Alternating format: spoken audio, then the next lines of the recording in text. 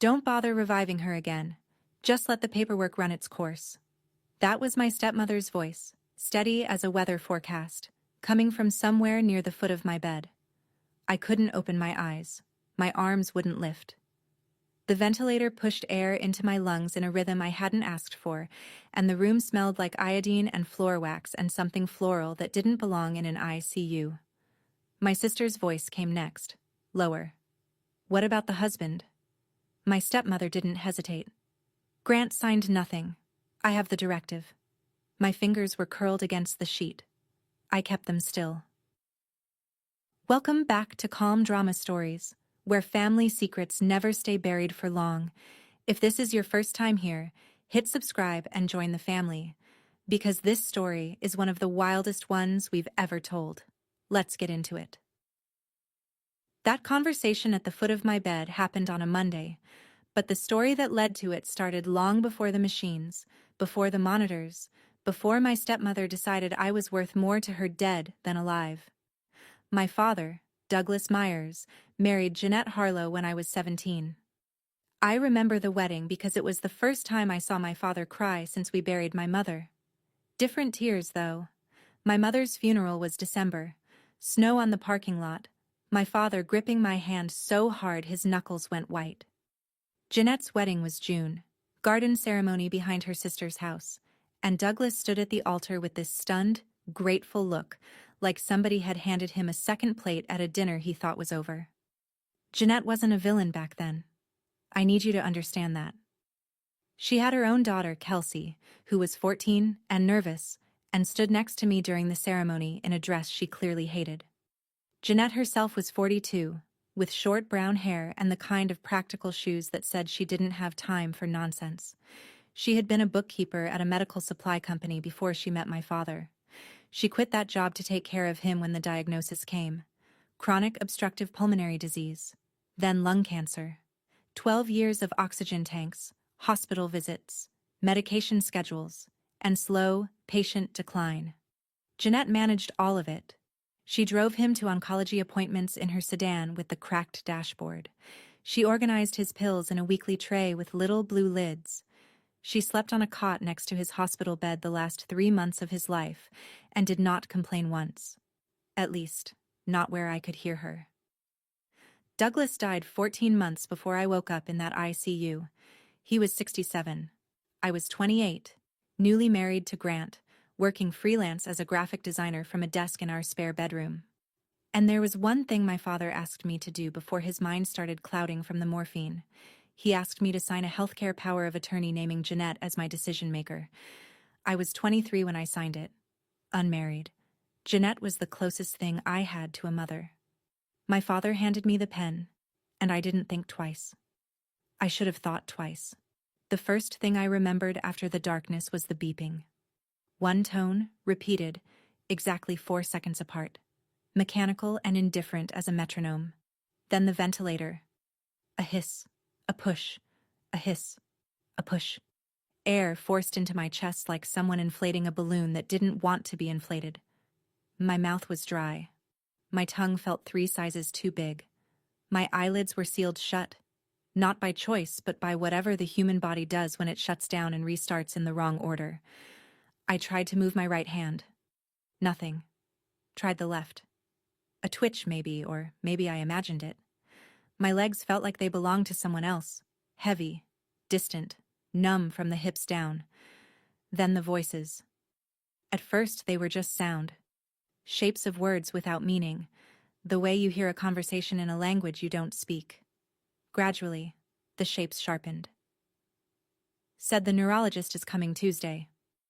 That was Kelsey. I recognized her before I recognized the words, because she was wearing that perfume. Vanilla and oat milk. Sweet enough to make your sinuses ache. She'd worn it since college. It was the first thing I identified in that room that wasn't medical. Tuesday is too late. That was Jeanette. Closer. Near the left side of my bed. Maybe standing. Maybe sitting in the vinyl chair I could hear creak when she shifted. A third voice. Male. Older. Professional. Mrs. Harlow, the patient's condition is stable. There's brain activity. We need to give the body time to... She wouldn't want to live like this. Jeanette's voice cut him off, and I felt something cold move through my chest that had nothing to do with the ventilator. I know my stepdaughter. She would not want machines keeping her alive. I wanted to scream. I wanted to sit up and grab her arm and say, "I'm right here. I can hear you. I am alive." But my body stayed flat, sealed, silent. The muscles in my jaw wouldn't clench. My vocal cords wouldn't vibrate. I was locked inside myself, and the woman sitting next to me was trying to throw away the key. Kelsey's voice, near the window.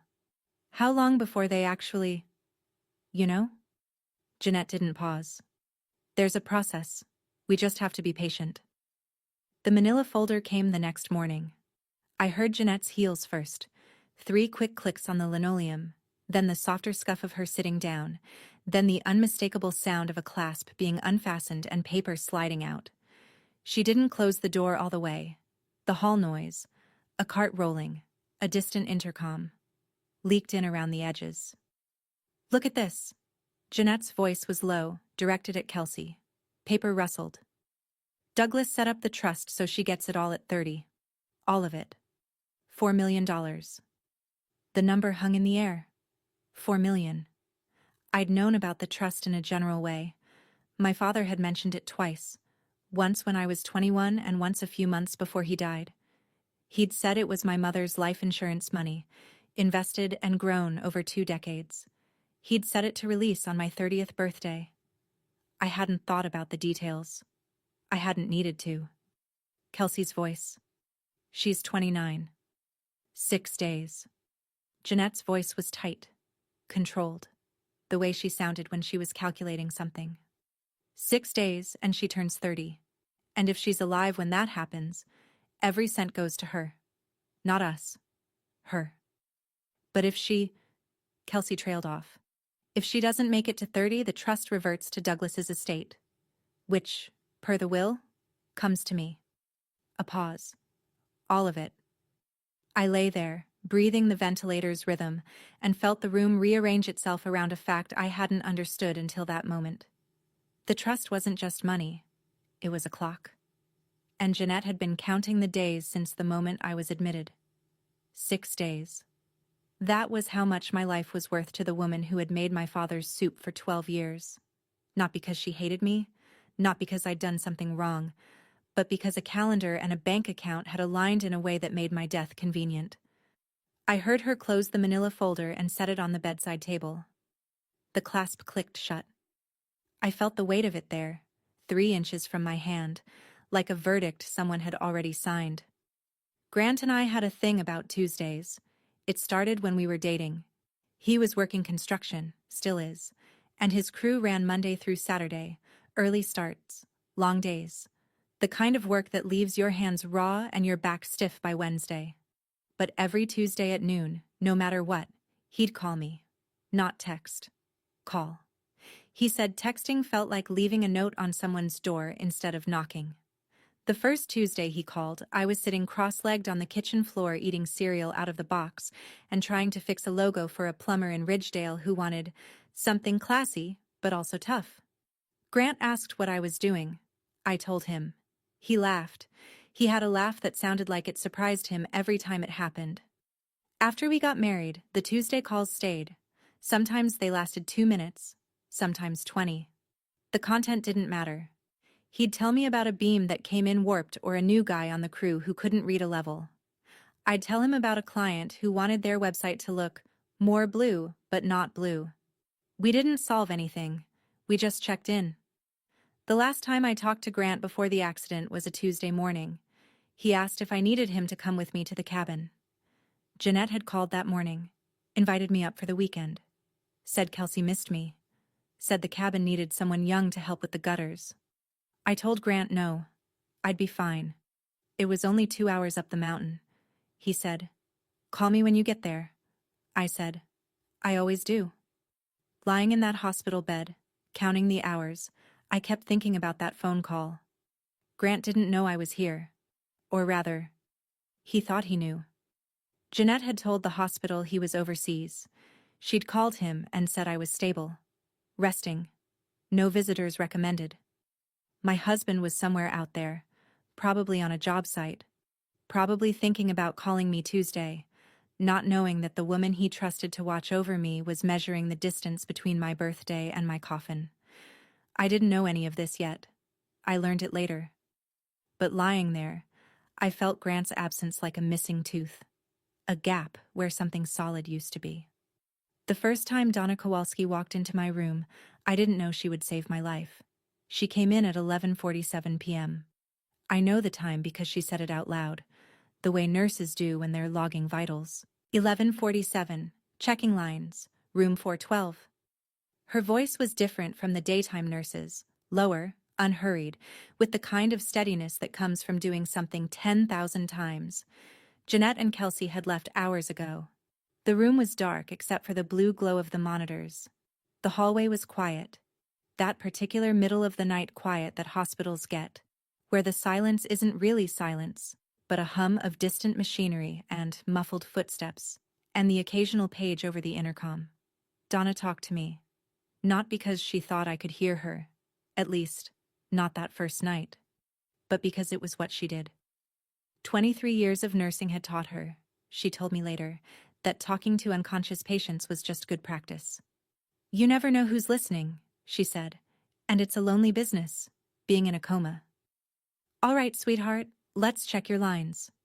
Her hands were warm and dry, and they smelled like betadine soap, that sharp, clean amber scent that every hospital worker carries on their skin. She adjusted the IV drip, checked the ventilator connections, and pressed 2 fingers to my wrist.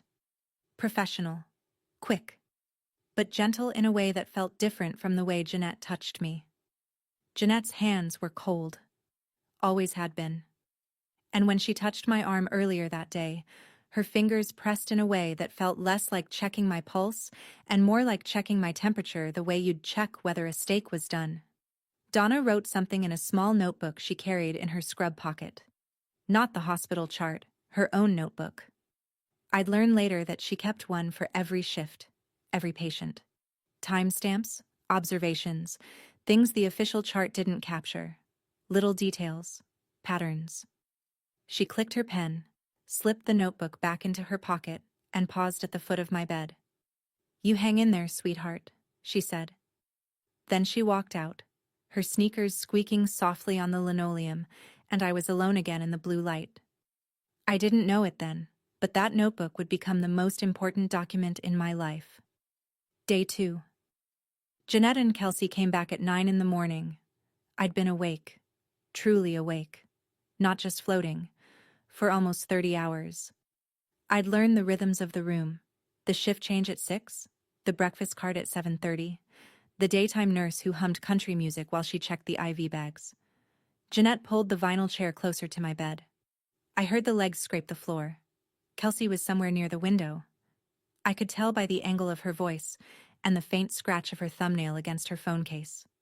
They were quiet for a few minutes. Then Jeanette said, in a voice barely above a whisper, "The mechanic did exactly what I asked." My heart rate spiked. I felt it. A surge in my chest, fast and hot, like a fist clenching behind my ribs. The monitor beeped faster. 2 seconds between beeps instead of 4. Mom. Kelsey's voice was sharp. The machine. They both went silent. I forced my breathing slower, counted backward from 10 in my head. 1 Mississippi. 2 Mississippi. The beeping slowed. Settled. Kelsey. That was weird. Jeanette. Machines do that. The nurse said it's normal. Kelsey waited a beat then. You said it was just the brakes failing. You told me the brakes failed on their own. They did fail. Jeanette's voice was flat. I just helped them fail. The mechanic loosened the line. It wasn't complicated. Mountain road, steep grade, no guardrail on the first curve. The car does the rest. I lay perfectly still. Sweat had started along the back of my neck, sliding down into the hospital gown, pooling against the pillow. My stepmother had sabotaged my brakes. She had sent me up that mountain road alone, knowing the fawn would give out on the first curve, knowing I'd go through the guardrail or off the shoulder or into the trees. She'd planned it. She'd paid someone, and she was telling her daughter about it 3 feet from my bed, in the same tone she used to describe a recipe. I helped them fail. 4 words. My stepmother had tried to kill me, and now she was sitting close enough for me to smell her lavender hand cream, planning to finish what she started. 41 hours earlier, I was watering a basil plant. It was Saturday morning, early, the sun just clearing the fence line. Grant had left for the job site at 5, a weekend pour that couldn't wait. And I was standing at the kitchen window in his old college sweatshirt, pouring half a cup of water into a terracotta pot that had been sitting on the sill since March. The basil was leggy. I'd been meaning to pinch it back for weeks. My phone rang at 7:15. Jeanette. She sounded cheerful, which should have been my first clue. Jeanette didn't do cheerful without a reason. Tori, honey, Kelsey's up at the cabin this weekend and she's just been saying how she misses you. The gutters need cleaning, and I thought, wouldn't it be nice if you came up? Just the girls. The cabin was 2 hours north, up past Tillman Ridge, on a road that twisted through the foothills like a ribbon somebody had dropped. My father had bought it before he married Jeanette, a 3-room A-frame with a tin roof and a porch that looked out over a valley full of nothing. I hadn't been up there since the funeral. I said yes. I shouldn't have. But Kelsey had texted me 3 days earlier, something about feeling disconnected from the family. And I was still carrying enough guilt about not visiting more to say yes to almost anything that sounded like mending. I left at 8. Grant's ringtone, that old country song my father used to play in his truck, went off as I was pulling onto the highway. He asked if I needed company. I said no. The first hour was fine. The second hour, the road narrowed and climbed. I noticed the brakes around mile marker 42. Not gone, just soft. The pedal sank deeper than it should have. I pumped it twice. It caught, then released. The steering wheel shook in my hands. The guardrail came at me like a silver wall. I remember the sound. A grinding shriek, metal on metal. And then I remember the steering wheel spinning loose and the windshield going white, and a thought, clear and calm and completely ridiculous. I didn't water my basil plant this morning. Then nothing. Nothing for 3 days. Back in the ICU. Day 2. Late morning. Jeanette was on the phone in the hallway, and the door was open about 4 inches. Enough for her voice to carry. Yes. Her husband is overseas on a construction project. He's been difficult to reach. A pause. No. I'm her designated decision-maker. I have the healthcare directive right here. I heard the daytime nurse murmur something agreeable. Then Jeanette. I'd prefer if we limited visitors. The doctors say stimulation could set back her recovery. No calls to the room, no outside visitors without my approval. The nurse, young from the sound of her voice, probably new to the floor, said, Of course, Mrs. Harlow. We'll note it in the chart. Grant wasn't overseas. Grant was 40 minutes away, on a construction site in Barlow County, probably eating a sandwich from the gas station on Route 11 and checking his phone for a text from me that wasn't coming. Jeanette knew that. She'd called him the day I was admitted. I pieced this together later, and told him the doctors had everything under control, that I was sedated, resting, and that visitors would only complicate the process. She'd used words like protocol and observation period and the medical team recommends, words that sound official enough to make a worried husband hesitate. And Grant trusted her. Why wouldn't he? She was family. She'd made Douglas's soup for 12 years. She'd held my hand at the funeral and cried real tears. She had a manila folder full of documents that said she was in charge. Kelsey came back from the vending machine. I heard the crack of a soda can, and sat down in the chair by the window. What if Grant just shows up? He won't. Jeanette's heels clicked back into the room. The door closed behind her. I told him she's stable and resting, that the doctors recommend no visitors for optimal recovery.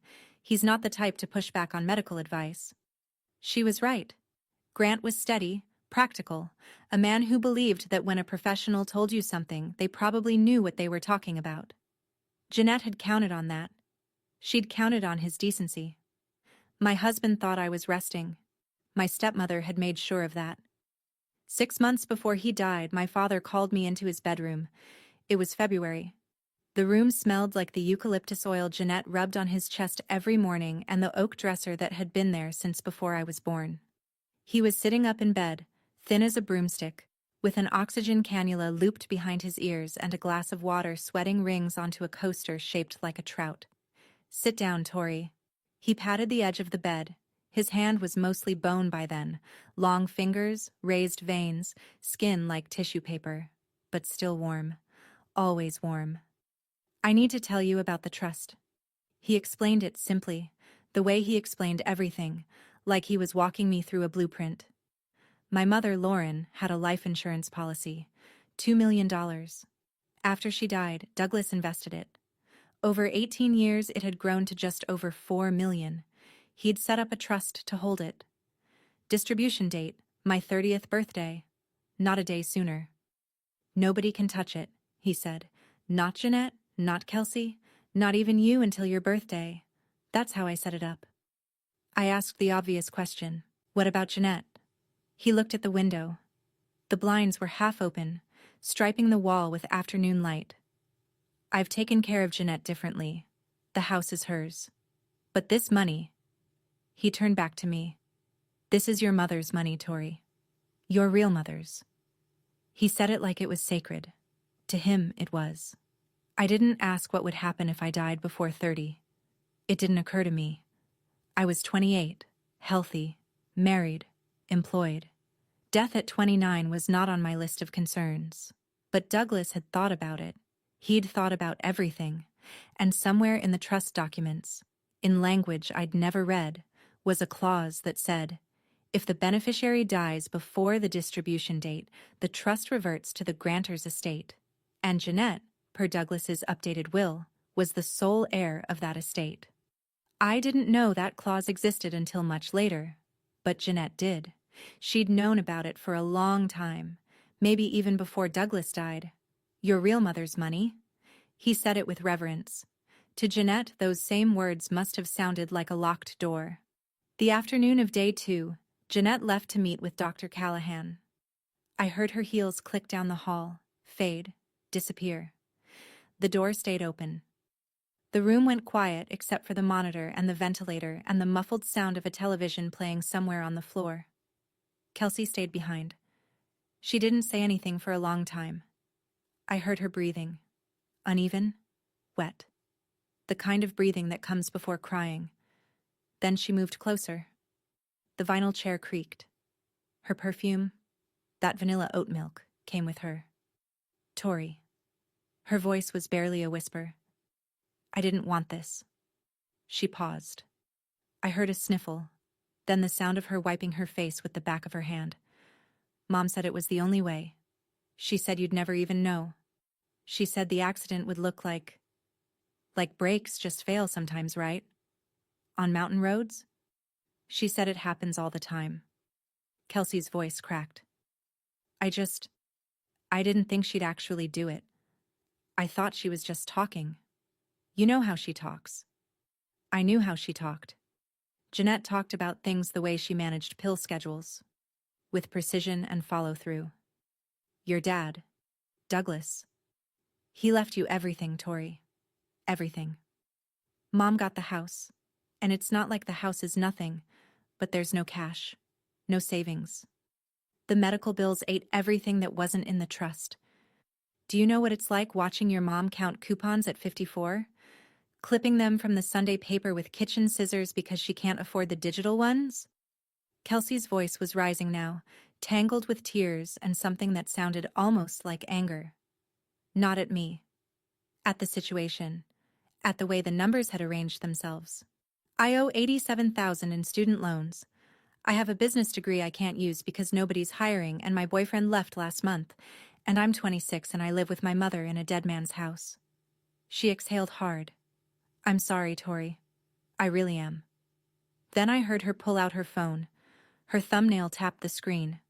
One quick text. I'd learn later what it said. 3 words. "How much longer?" She wiped her face one more time, stood up, and walked to the window. I heard her open the blinds. Afternoon light shifted across my closed eyelids, warm and gold and entirely indifferent. That night, Alone in the dark, I started counting. Not time. I couldn't see a clock. But rhythms. The daytime nurse came every 2 hours. She hummed country music and smelled like strawberry hand sanitizer. The shift change happened at 6. I could tell because the voices at the nurse's station changed pitch and volume, like someone switching radio stations. Donna came on at 10, checked me at 10, then 2, then 6. Her visits were shorter but more thorough.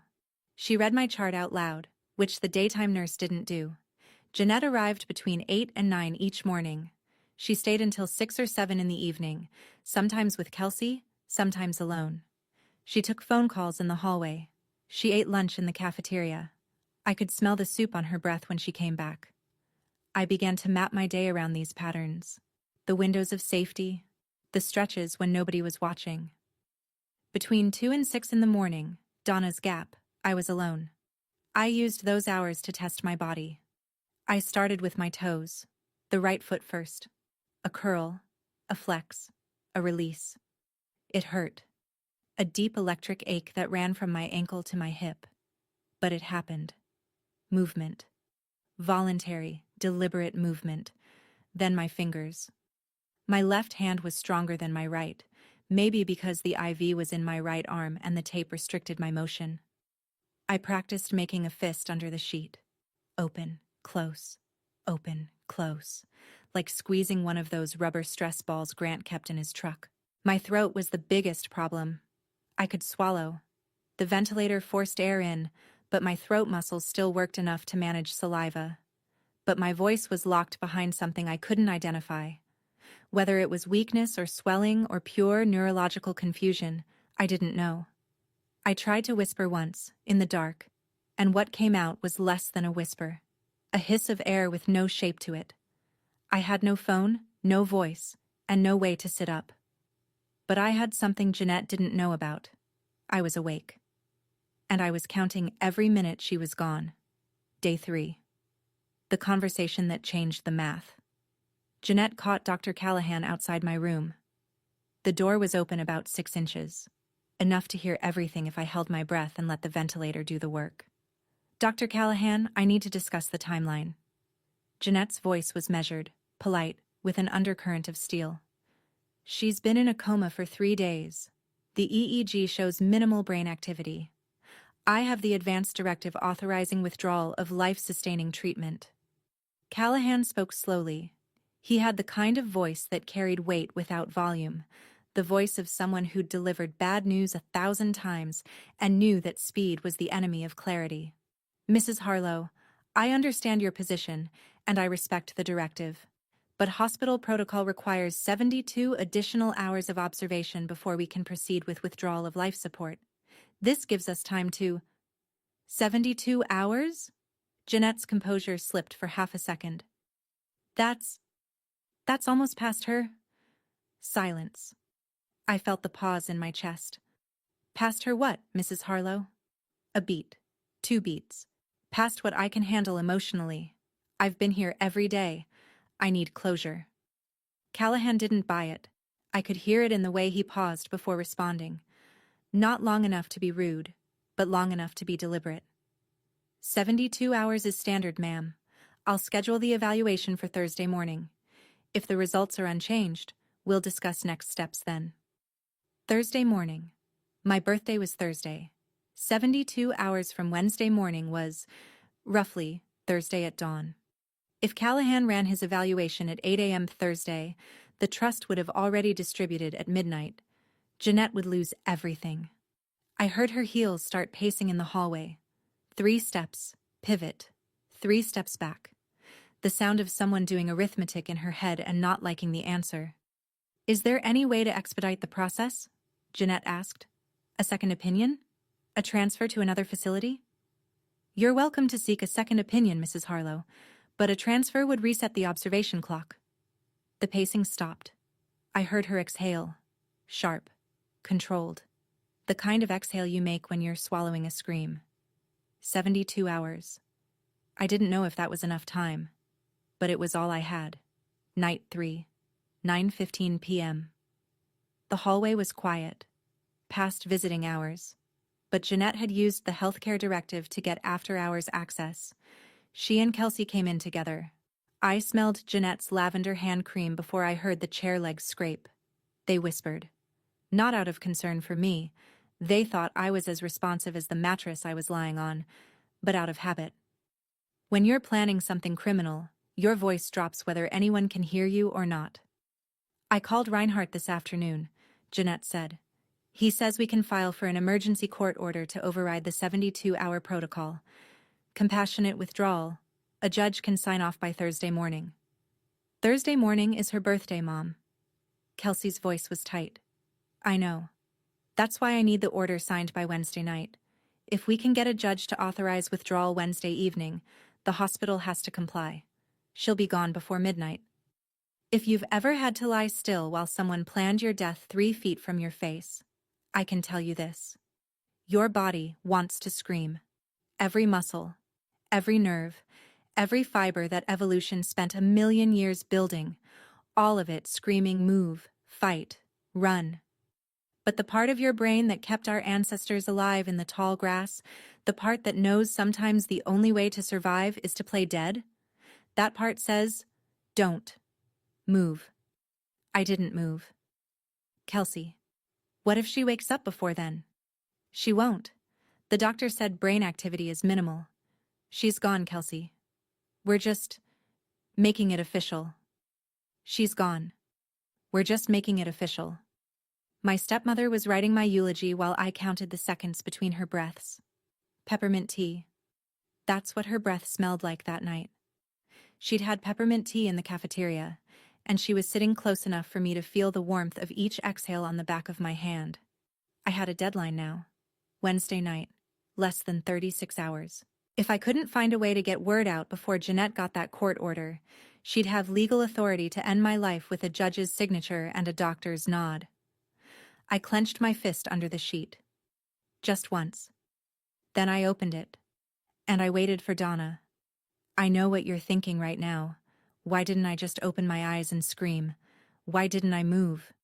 If you've ever been trapped in a body that won't listen, you already know the answer. Your muscles don't cooperate. Your voice hides behind a wall you can't break through. But here's what I need you to know. I was fighting. The only way I could. If this story is hitting close to home for you, drop a comment below. And if you haven't already, hit subscribe. Because what happens next is going to change everything. 2:14 a.m., Donna's second check of the night. The room was dark. The monitors cast that blue-green glow that made everything look underwater. Donna came in quietly, she always did. But tonight she moved slower than usual. She adjusted my IV line, checked the ventilator readout, and then did something she hadn't done before. She lifted my left hand to check the pulse point at my wrist. My finger twitched. It wasn't planned. It wasn't strategic. My body just did it. A spasm. A flutter. The smallest contraction of a muscle in my index finger. But Donna felt it. I know because her hand stilled. Her breathing changed. And she didn't let go. Tori? Her voice was barely above a breath. Can you hear me? I tried again. Concentrated every ounce of whatever neural pathway was still functioning into my left index finger. It moved. A definite voluntary flex. Donna didn't gasp, didn't call for help, didn't rush out of the room. She stood there, holding my hand, and I felt her thumb press gently against my knuckle. A squeeze. Brief, professional, and the warmest thing I had felt in 3 days. Then she let go. I heard the click of her pen, the scratch of writing in her notebook. I couldn't read it, but I found out later.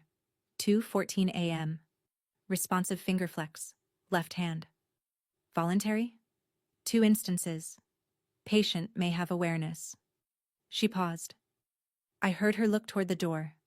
A shift in the direction of her breathing. Then she clicked the pen closed and slipped the notebook back into her scrub pocket. She didn't tell the daytime staff. Not yet. She told me later that she needed to be sure. 1 flex could be involuntary. A reflex? A random firing. 2 was interesting, but she needed more before she'd risk saying anything, Because if she reported awareness and Jeanette was the healthcare proxy, Jeanette would know. And something about Jeanette. Donna couldn't explain it. Not logically. Not yet. Made her uneasy. "You hang in there, sweetheart," she whispered. Then she squeezed my hand one more time and walked out. The sneakers squeaked on the linoleum, soft as a whisper. In the dark, I curled my fingers into the sheet and held on.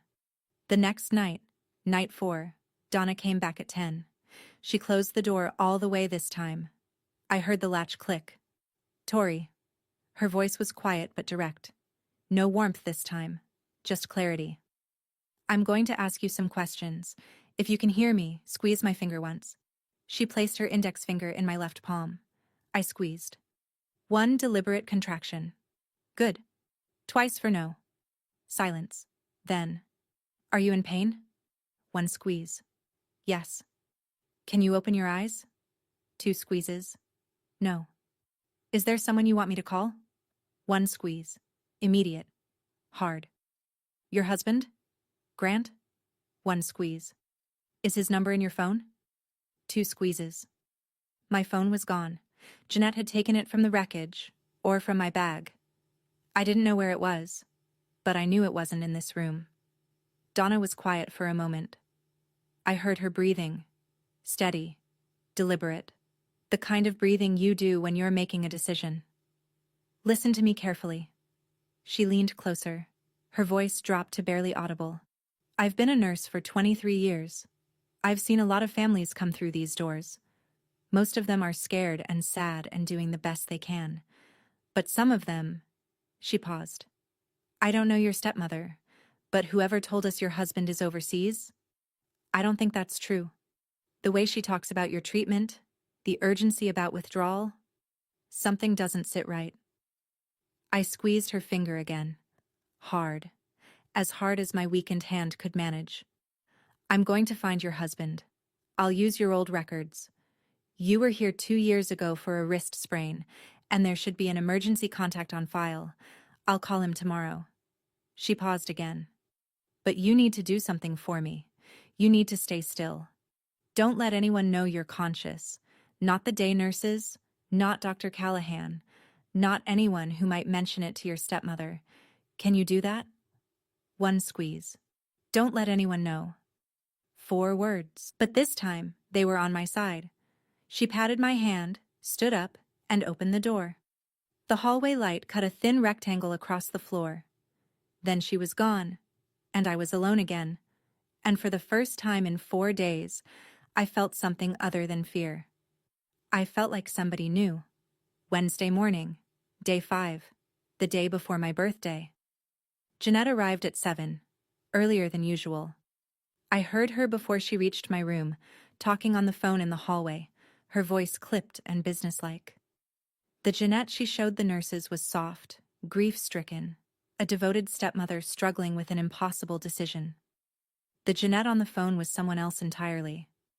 "I need the order signed today," she said. "Not tomorrow. Today. I was told the judge could have it ready by..." Pause. "Wednesday evening." "Yes. I'll come to the courthouse if I have to." Another pause. Longer. "Because every day we wait is another day she suffers. That's what I'll tell the judge." Compassionate withdrawal. Compassionate. She used that word like a tool. Something you pick up, use, and put back in the drawer. Jeanette ended the call and came into the room. I heard Kelsey arrive a few minutes later. The vanilla oat milk, the soda can, the phone case scratch. "The lawyer says we can get a court order by tonight," Jeanette told Kelsey. "The judge has agreed to an emergency hearing. Compassionate grounds." "Tonight?" Kelsey's voice was thin. That means we go to the hospital tonight with the order. Dr. Callahan has to comply. The withdrawal begins before midnight." Jeanette paused. "And by morning, it's done." "Thursday morning is her birthday, Mom. I know what day it is, Kelsey." The words landed in the room like stones dropped into a pond. I felt the ripples in the silence that followed. "Can't we just..." Kelsey started. "No." Jeanette's voice was flat. "We can't just wait. If she turns 30, we get nothing." Not a cent. Do you understand? Your student loans, my medical bills, the mortgage payments Douglas stopped making when he died. None of it gets paid. We go back to counting coupons. Is that what you want? Kelsey didn't answer. Wednesday night. That was the new deadline. Not 72 hours. Jeanette had found a way around the protocol. A judge, a court order, a piece of paper that would authorize the hospital to pull my ventilator before the clock struck 12. I had maybe 12 hours. Donna had maybe 12 hours. My birthday was tomorrow. Jeanette wanted me dead by tonight. It was Tuesday. I didn't know that at the time. The days had blurred into one long fluorescent hum. But it was Tuesday. And on Tuesdays, Grant called. He didn't call me because my phone was gone, and the hospital had been told not to let calls through. But he was about to get a call from someone else. Donna found Grant's number in the hospital's records. My emergency contact from a wrist sprain 2 years earlier. She called from the nurse's break room during her lunch break at 12:15, which she told me later was the only window she had that wasn't monitored by the charge nurse on the day shift. Grant picked up on the second ring. He always did on Tuesdays. Donna told me the conversation lasted 4 minutes. She spoke first. Mr. Myers, my name is Donna Kowalski.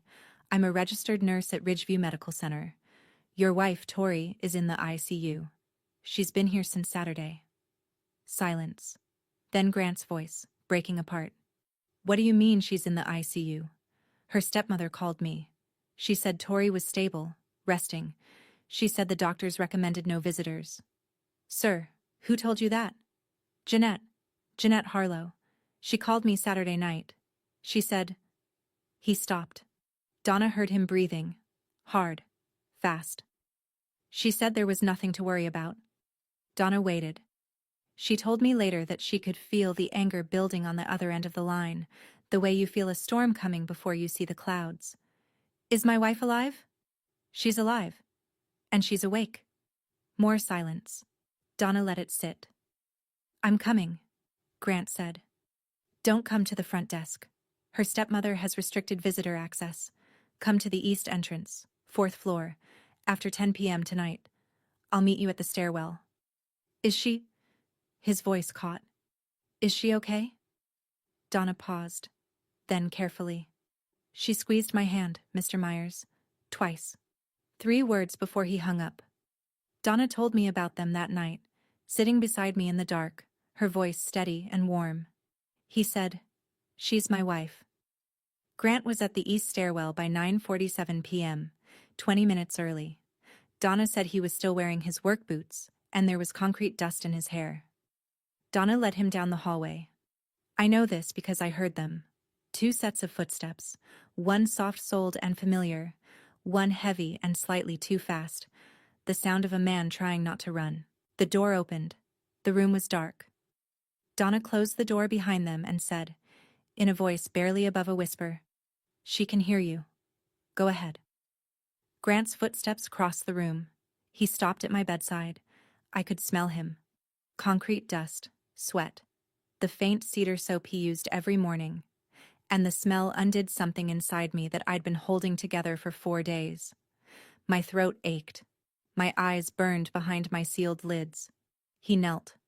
I felt his knees hit the floor, felt the mattress shift as he leaned forward. Then his hand, rough, large, warm from running through the parking lot, wrapped around my left hand and held on. I'm here. His voice was thick, cracked in the middle, the voice of a man fighting everything in his body to stay quiet. I'm here, Tori. I'm not leaving. I squeezed his hand. One squeeze, the hardest squeeze I'd managed since I woke up. I heard him exhale, a shaking, uneven breath, and then silence. The kind of silence that happens when someone is crying without making a sound, shoulders trembling, jaw clenched, tears falling on hospital sheets. Donna gave him a minute. Then she pulled a chair closer and sat down across from him. I need to tell you what's been happening. Her voice was calm, clinical. She explained the POA. She explained Jeanette's behavior, the visitor restrictions, the urgency about withdrawal, the court order being filed. She explained the 72-hour protocol and Jeanette's attempt to circumvent it. She explained what she had heard through cracked doors and noted in her notebook. Grant listened. I felt his hand tighten around mine as each piece fell into place. When Donna finished, the room was quiet. Then Grant said, "What do we do?" "You call a lawyer," Donna said. "Tonight. Preferably one who specializes in trusts and estates. And then you call the police." Grant didn't let go of my hand for the rest of the night. He sat in the vinyl chair until 5 in the morning, when Donna told him he needed to leave before the day shift arrived. He stood up, pressed his lips to my forehead, and whispered something I'll keep between us. His hand was the last thing I felt before he left. Rough, warm, steady. Not letting go until the very last second. Wednesday morning, 7:15. Grant had left at 5. I was alone. The door opened. No knock. The first thing I noticed was the perfume, vanilla oat milk, and my eyes clamped shut hard enough to hurt. Kelsey sat down. She didn't say anything for a long time. I heard her set down a cup of coffee, the cardboard scrape on the bedside table, and shift in the chair. Then she leaned forward. She was close. Close enough that I could feel her breath on my face, warm with coffee and something sour underneath. She was looking at me. I could feel the weight of her gaze like a hand pressed against my cheek. Your eyelids moved. My heart rate spiked. I felt it. A lurch. A stammer. And I prayed the monitor wouldn't betray me again. I kept my face blank, relaxed my jaw, let my breath follow the ventilator's rhythm. In, out, in, out. Kelsey was quiet. The monitor beeped. 4 seconds. 4 seconds. 4 seconds. She said it like she was deciding something. I heard her lean back in the chair, then forward again. Her hand touched my wrist. Light. Uncertain. Not like a nurse. More like someone poking a fire they think might still be lit. I didn't move. Not a flicker. Not a twitch. I emptied myself out, let every muscle go slack, let my face become the face of someone who was already gone, the way Jeanette wanted me to look. Kelsey stood up. Her chair scraped the floor. I heard her walk to the doorway and stop.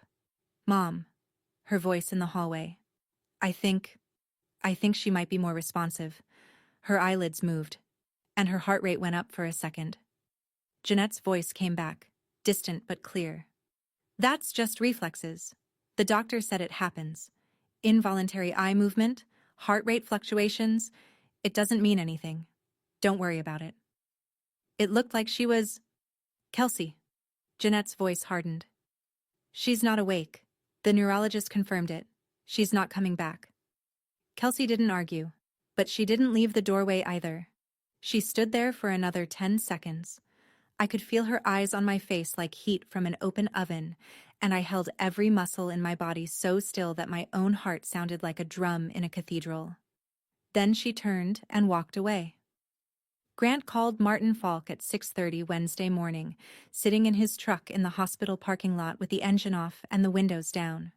Falk was the attorney who had drafted Douglas's trust 15 years ago. He was 71, semi-retired, and answered the phone the way people of his generation do, on the third ring, with his full name. Martin Falk. Grant told him everything. I heard this later, in pieces, from Grant, from Falk, from the police report, and assembled it the way you assemble a puzzle when you already know what the picture is supposed to look like. Falk confirmed the trust. $4,200,000. Distribution date, Thursday at 12:01 a.m. If Tori dies before distribution, the trust reverts to Douglas's estate. Jeanette Harlow, as sole beneficiary of the estate, receives everything. If your wife is alive at midnight tonight, Falk said, the trust distributes automatically. Mrs. Harlow gets nothing. She's alive, Grant said, and she's awake. Falk called Detective Morrison at the county sheriff's office. Morrison was 43, former military and, according to Donna, the kind of detective who wrote everything down and made decisions like he was diffusing ordnance. Carefully, methodically, with no wasted motion. Morrison wanted evidence. Donna provided it. Her notebook, 23 Years of Habit, contained time-stamped entries covering every shift since Tori was admitted. Visitor arrivals and departures. Jeanette's conversations overheard through doors left ajar. The visitor restriction request, the claim that Grant was overseas, the urgent push for withdrawal. Dr. Callahan, when contacted by Morrison, confirmed that Tori's brain activity had shown consistent improvement, consistent with a patient who was regaining consciousness, not declining. He agreed to provide the full medical record under subpoena. Donna faxed her notes from the nurse's station at 11 p.m. Wednesday night. The fax machine hummed and clicked and spat out 18 pages of timestamps and observations, each one written in the same tight, careful handwriting. 23 years of nursing. Every timestamp. Every visitor. Every whisper she'd heard through a door left cracked open. Donna didn't know she was building a case. She was just doing her job. The same way she'd done it every shift since 2003. The same way she'd done it when nobody was watching. The manila folder. The one Jeanette had carried into my room on day one. The one she'd set on my bedside table with that decisive clasp click. Detective Morrison obtained a copy of the healthcare directive Jeanette had provided to the hospital. He also obtained the original document from Douglas's estate attorney, the version filed 3 years earlier when I was 23 and unmarried and signing papers I barely read. They didn't match. The original directive, drafted by Douglas's lawyer, authorized Jeanette to make medical decisions on my behalf, treatment choices, medication approvals, hospital transfers. Standard scope for a healthcare POA. Nowhere in the original document was there any mention of life-sustaining treatment. Nowhere did it authorize withdrawal of ventilation, feeding, or resuscitation. The version Jeanette gave the hospital had an additional page, page 4 of 4. The original was 3 pages. This 4th page contained a specific clause authorizing the healthcare agent to direct the withdrawal of life-sustaining measures, including mechanical ventilation, in the event the patient is determined to be in a persistent vegetative state. My signature was at the bottom, except it wasn't my signature. Morrison's forensic analyst identified it as a scanned copy of my signature from the original document, digitally placed onto the forged page. The resolution was good. Good enough to fool a hospital administrator checking paperwork at intake. But under magnification, the ink density was uniform in a way that a pen-on-paper signature never is. Jeanette had added a page that gave herself permission to kill me and signed it with my own face. Morrison called Grant at 11:30 Wednesday night. "We have enough," he said. "Attempted murder, the brake tampering, conspiracy to commit murder, the plan to withdraw life support, forgery, the altered directive. We can arrest her in the morning." "Morning." Grant's voice was sharp. "She's filed for a court order. It won't be granted. I've contacted the judge's clerk. But if we arrest her tonight, we tip our hand, and we lose the ability to document the court order attempt as additional evidence." Grant didn't like it, but he understood it. The same way he understood construction. You don't pour concrete until the forms are set. The manila folder that was supposed to end my life became the first piece of evidence that would end Jeanette's. Thursday morning, my 30th birthday, 8 a.m. Jeanette and Kelsey arrived together. I heard Jeanette's heels, confident, brisk, and Kelsey's softer steps trailing behind. Jeanette was carrying papers. I heard them rustling in her hand. "We need to speak with Dr. Callahan," Jeanette told the nurse at the station. "I have a court order authorizing—" The door to room 412 opened, but it wasn't Dr. Callahan who walked in first. It was a man in a dark jacket who said calmly and clearly, "Jeanette Harlow?" "Yes? Who are—" "Detective Morrison, County Sheriff's Office. Kelsey Harlow, are you present as well?" Yes, I'm right here. What is this about?" Kelsey's voice was a full octave higher than normal. "Jeanette Harlow and Kelsey Harlow, you're under arrest for attempted murder, conspiracy to commit murder, and fraud." The room went silent. Not hospital quiet. Silent. The kind of silence that swallows sound. "This is absurd." Jeanette's voice was tight, controlled, but I could hear the edges fraying. "She's in a coma. You can't possibly—" I opened my eyes. The light hit me like a wall. White, fluorescent, blinding after 5 days of darkness. I blinked. Once. Twice. The room swam. Shapes resolved. The blue monitors. The IV stand. The window with morning light pouring through curtains nobody had bothered to close. And Jeanette, standing at the foot of my bed, manila folder in one hand, court order in the other, mouth open, no sound coming out. I looked at her. I didn't speak. I didn't need to. 5 days of silence, and everything I had to say was in my eyes. Behind her, 2 officers in uniform stepped forward. One of them read the Miranda rights. Jeanette stood perfectly still, like someone who'd been hit but hadn't felt it yet. Kelsey collapsed into the vinyl chair and put her face in her hands and sobbed. Loud, messy, gulping sobs that shook the entire chair. Grant appeared in the doorway. He was wearing the same work boots from Tuesday night. Concrete dust still in the cuffs. Donna stood beside him, technically off shift, still in yesterday's scrubs. Dr. Callahan came last, his expression the careful blank of a man who'd just learned what his patient's family had really been planning. Jeanette looked at me. I looked at her. Neither of us blinked. Then they led her out of room 412, and the morning light stayed exactly where it was. 2 hours later, a man I'd never met walked into my room carrying a leather briefcase and a birthday card. Martin Falk was 71 years old, thin, with wire-rimmed glasses and the posture of someone who had spent 5 decades reading documents. He set the briefcase on the rolling table, opened it with 2 precise clicks, and pulled out a folder, not manila, white, with a blue tab marked Myers Trust. "Happy birthday, Tori." He said it without sentimentality, the way a notary stamps a document. A fact, not a greeting. Grant was in the chair beside me, his hand wrapped around mine the way it had been since the police left. Donna was by the door. She'd refused to leave until Falk arrived, even though her shift had ended 9 hours ago.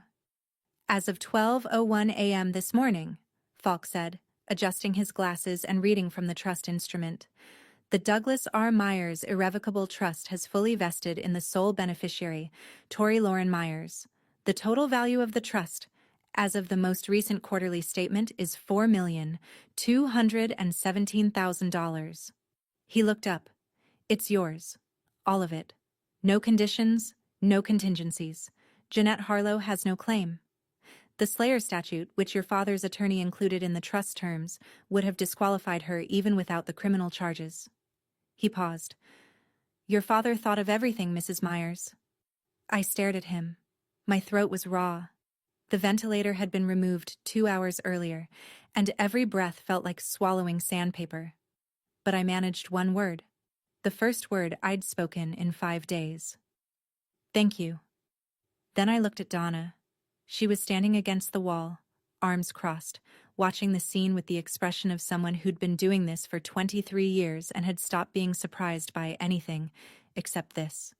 Her eyes were wet. Just barely.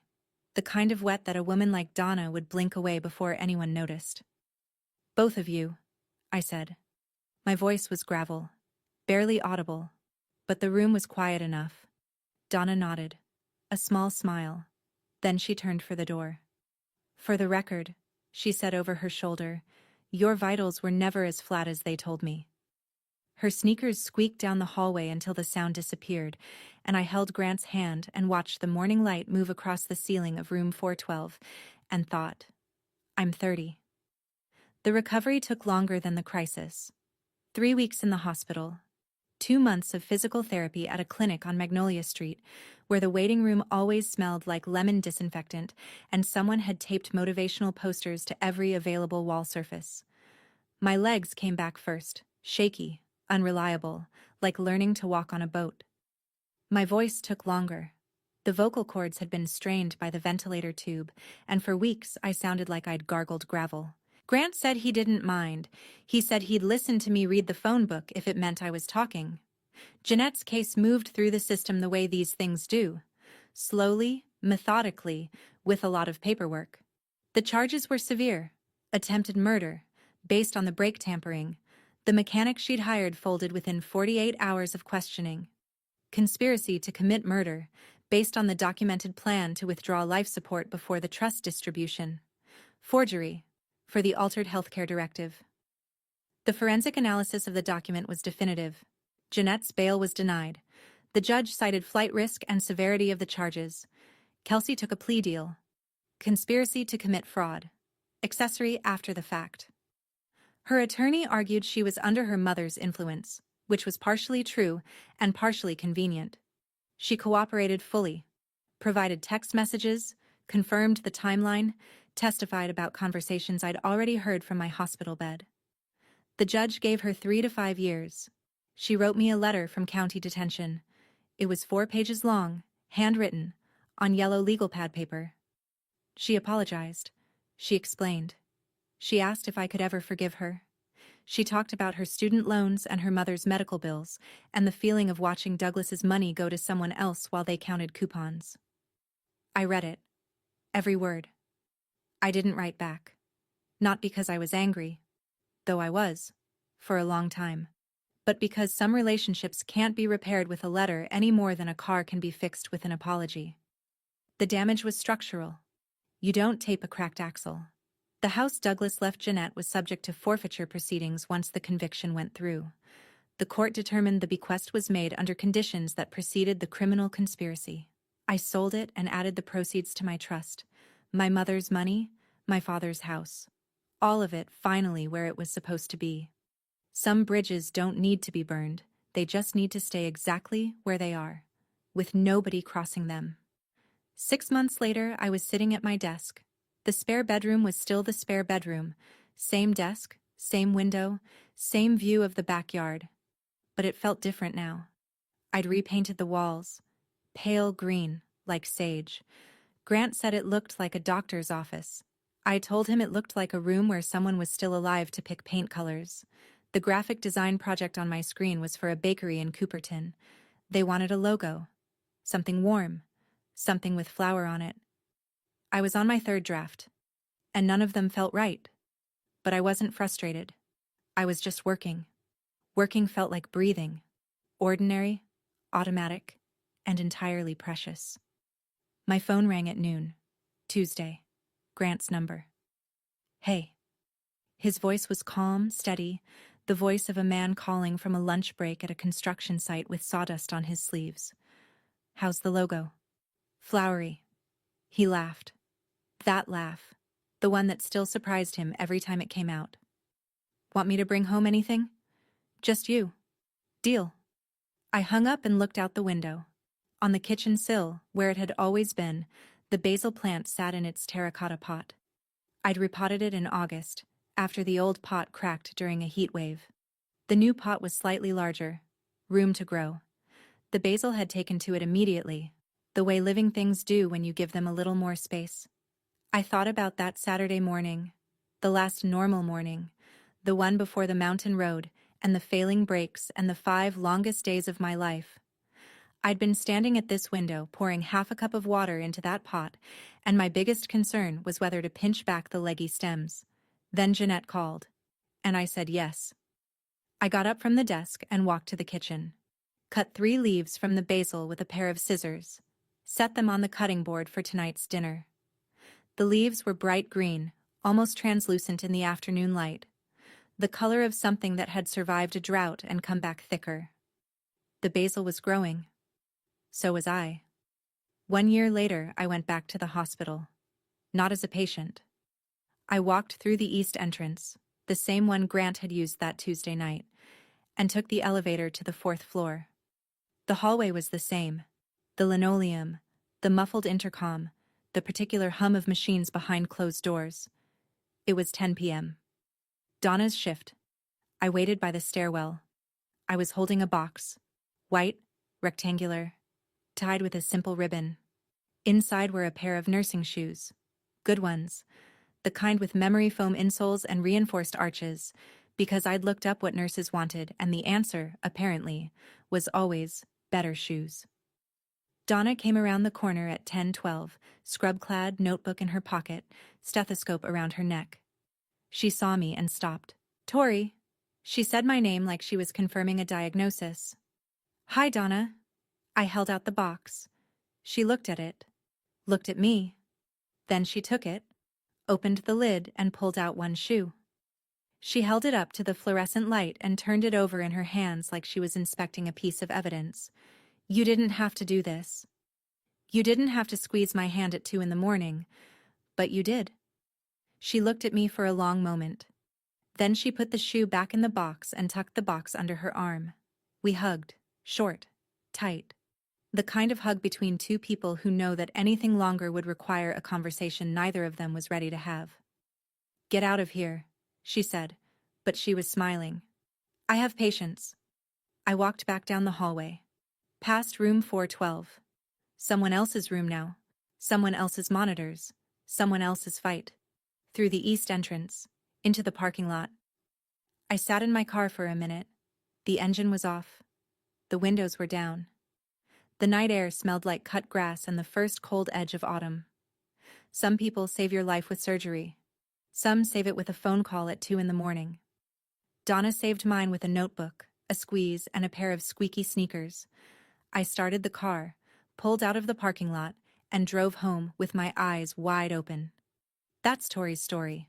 5 days of silence, one nurse who noticed, and a birthday that came just in time.